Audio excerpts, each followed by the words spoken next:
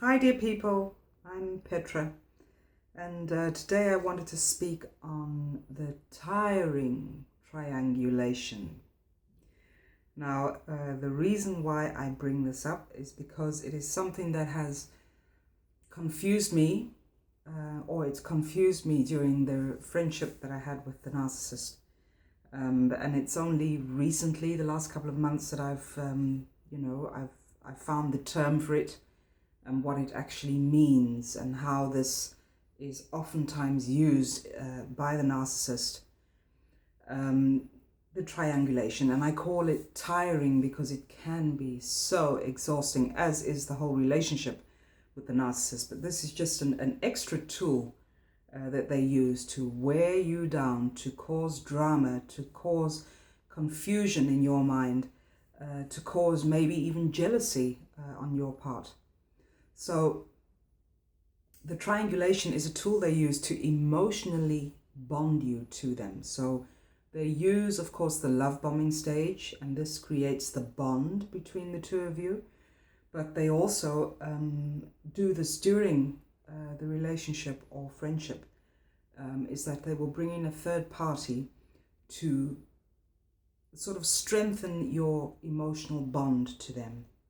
And I'm going to just break that down and show you how that works, so that maybe you can relate to this. Maybe you weren't too sure on what triangulation means, or maybe you've experienced what I'm going to explain, and now you can give it a name, you can give it a title. So the triangulation is, I'm just looking at my notes down here because there was so much that I had to share with you, so I thought, no, I'm going to sit and just write down their notes before I start. So the triangulation is the way they drive a wedge between you and a third party.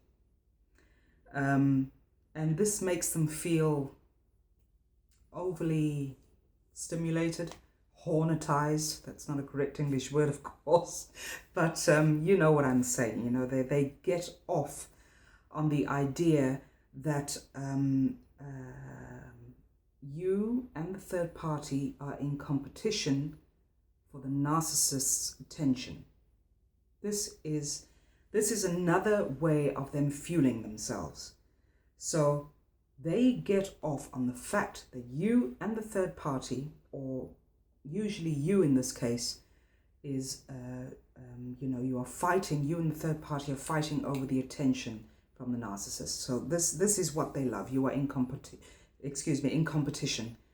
And this is something that a narcissist often does, and now it is going to be projected onto you, because at some point you will get you'll be made so crazy from this whole triangulation ordeal that you will look like you are the crazy person in all of this, but it's not you. So just remember that. So because you are so used, and you are also so used to the attention that is placed on you through the narcissist, especially in the first stages of the relationship, so during the love bombing stage, you are so used to you and the narcissist interacting on a very intimate, very very intense way of interacting with each other. When they bring in a third party, the attention is then taken off of you and placed onto the third party. And this is what makes you crazy. This is what could also make you jealous in some cases. And it also feels confusing. It feels uncomfortable. It makes you feel anxious. So, a personal story. There was me, the empath, right? So there's the I don't want to make that look like a heart. So there's the triangle.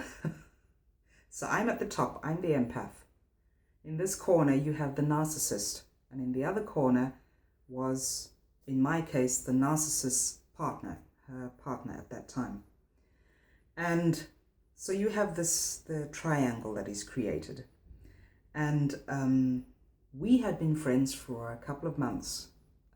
And at some point, she met her new partner. And I mean, everything was fine in the beginning. We sort of connected as a threesome. We had good times together. We talked a lot. There was just there was an emotional bond there with the three of us. But at some point, it wasn't far into their relationship. At some point, I started being used. So the person at the top started being used in their fights. Now, I just want to clear something up. It turns out in the course of their relationship, so this ex-narc friend of mine and her partner, it turns out that he too was a narcissist. So, of course, what happens when two narcissists collide? You get drama, you get confusion, you get endless fighting, you get a week of the honeymoon stage, and then you get 4 weeks of totally devaluing each other. And I was put into the center of this. So when there was drama, when there was a fight going on, I would be called by my ex-friend, and she would come with her story and tell what he had done and the drama involved and the craziness. And I would hang up the phone after, I don't know, an hour, sometimes 3 hours sitting on the phone with her. I would hang up the phone, and within seconds, my phone would ring again, and it would be her partner, the other narcissist, phoning me, telling me the drama that he had been through with my ex-friend, the stuff she had said, the stuff she had done. He would be sending her hateful emails that she had sent to him. He would be sending them on to me, so my inbox would be full. I'd have him on the phone here. I'd hang up and I'd have her on the phone again. And this was the continuous cycle. Continuous. It drained me emotionally. I lost focus of my work. I lost focus on motherhood. I tended to hang out with them 95% of the time instead of with other normal, healthy friends. Less time with my mother, less time with, just other people in my life at that point. So, and a lot of things would be said about me to my ex-friend. I would then comment on certain things, so my comments were then taken, misconstrued, and then told back to her partner, her ex-partner at that time. Then she would have a little something going on, and she would tell him, and he would then contact me, and then I would hear some stuff, and I would get on the phone and speak to her. So this was, and in the middle of it all, I was trying to sort of calm things down. This is what an empath does, and it gets me to the point where I got very angry because it was just taking over my life completely. It was so tiring. The triangulation is absolutely tiring. So we got to a point where, because of things that were said in this triangle, things were said. It got to the point where I sort of shut down and I didn't want to speak to either one of them. And then my ex-girlfriend and I, sort of were on speaking terms again. And then she was angry at her ex-partner, and then he would phone me about that. Can you see how this, it is absolutely crazy making. When I think of it now, I'm not even going to go into detail because so many things happened in their period of the relationship. I think it was 2.5 years. So many things happened. I was accused of going behind her back and hanging out with her man when that was just not the case. Yes, we spent time together, but the way she made it sound was not the way it in fact was. He came to me to explain certain things about the relationship. He asked for advice, he asked for guidance. And of course, me being, sort of in my fogged state, I didn't realize the game that was going on. The game between these two narcissists, and I was the target. And I just got so deep into that game. And at the point where I realized it was already too late, a lot of things had been broken. Trust issues. My trust was broken because whatever I would say to her, she would relate to him. Whatever he said to me, I would then tell her because I was trying to protect her. So it gets so crazy. And this is not who I was as a person. I'm not one to relay certain situations. If someone comes to me in confidence, I do not take their story and tell it to a third party. But I'm sure most of you can relate to this. When you are in the middle of madness, you just want to find an outlet, because you get to a point where you don't trust your own decisions anymore. You don't trust your own perception of things. You don't trust your own judgment. So you tend to go in this triangle. You tend to look for validation from both parties. And this is what makes it all crazy, and just, I don't even have any more words. It was just, it was just so utterly astonishing. But this is what is done in a triangulation. It happened to me again with the same ex-girlfriend, where she had an acquaintance who he's also a therapist and a coach, and she would phone me asking for advice on whatever situation. I would give her advice on this, and she would sort of disregard my advice, phone the acquaintance coach, speak to him, and then she'd phone me back and she'd say, oh, this is what he said, blah, blah, blah, blah, blah. Isn't he wonderful, Petra? Just, the advice that he has given me. And I would be like, hang on, that is what I just told you an hour before. So then I sort of started not hating, but I started disliking this acquaintance coach. And I noticed that when we were in the same room together, the three of us, it was very tense. The atmosphere was very tense. So this was another form of triangulation. And another thing is that they will accuse you of the very thing that they are doing. So this triangulation, I was accused of it. I was accused of trying to drive a wedge between her and her ex-partner. I was accused of very many other things. And in hindsight, I can look back and say, no, that was not me. That is what you were doing. So again, the projection. So, it's so fascinating the way this all just sort of falls in together.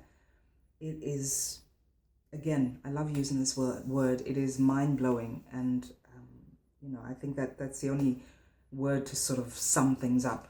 It's crazy making. Another thing you'll notice is that they love using social media for the very same purpose, for the triangulation. So if the narcissist places a status update and you respond to that, and someone else responds to it, or say 60 other people respond to it and you too, the narcissist will go in and reply to all the other comments, and they will ignore your comment. So out of the 61 comments, everyone is replied to except your one.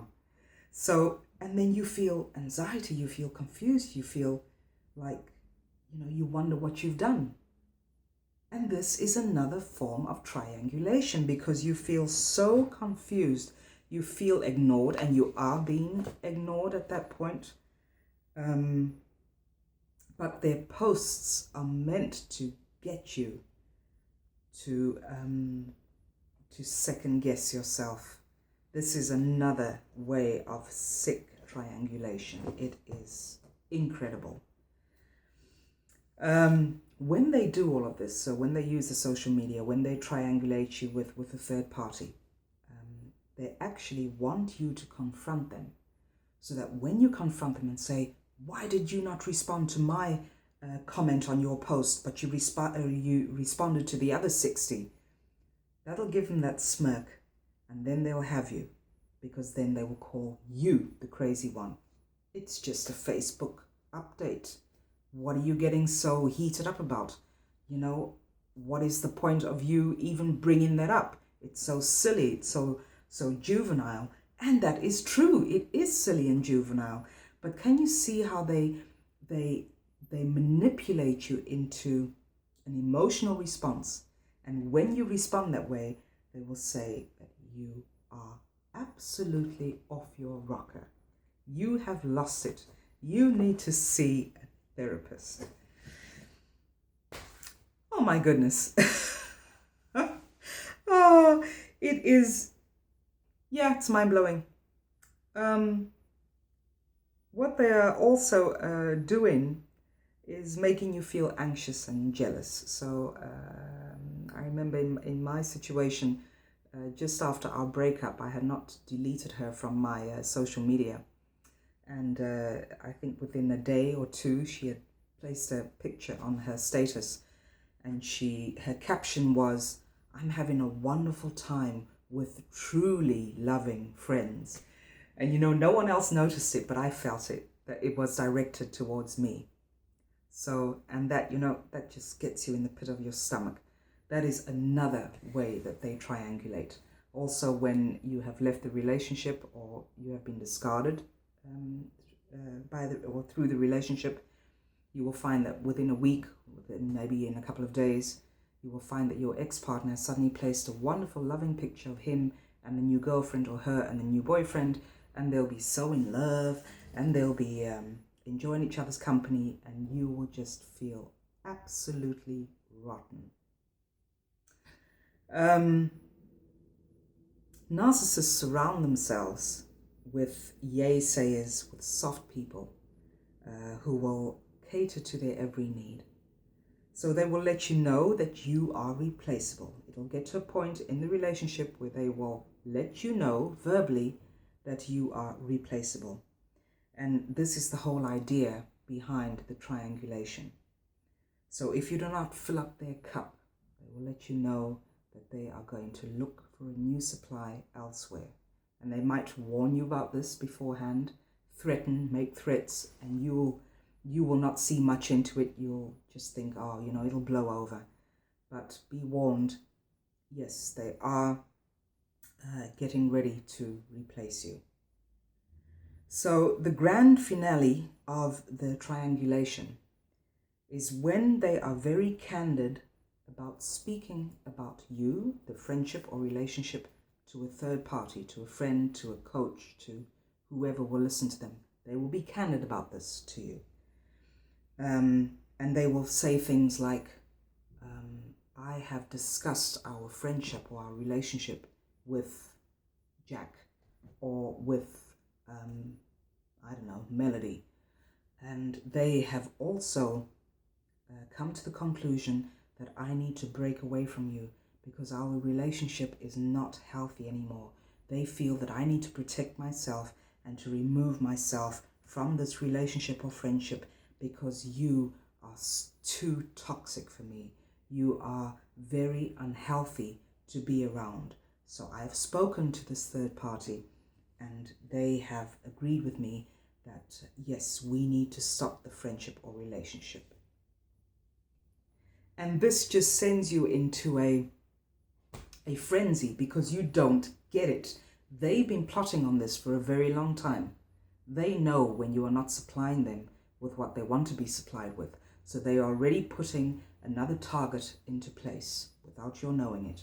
And just before the discard, they will say these kinds of things to you, that your behavior is out of order and that you either need a break, they will want a break from you, or they will say, if this behavior continues, then I will be forced to end the relationship or friendship.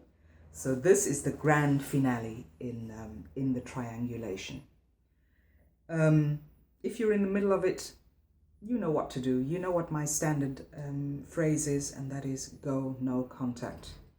And of course, I'm speaking to you from a place of, me being in friendship. I realize that it is a lot easier to say go no contact when it is just a friend. But of course, when it is a spouse, when there are children involved, it is a whole different ball game. But you need to take the steps, whatever steps you need to secure yourself and to keep your spirit, your soul, your heart protected. So yeah, that was the triangulation. Quick video. Well, it wasn't that quick. See, I'm almost at 20 minutes. But please share your stories of whatever you have been through the triangulation phase, and how you dealt with that, and how it made you feel.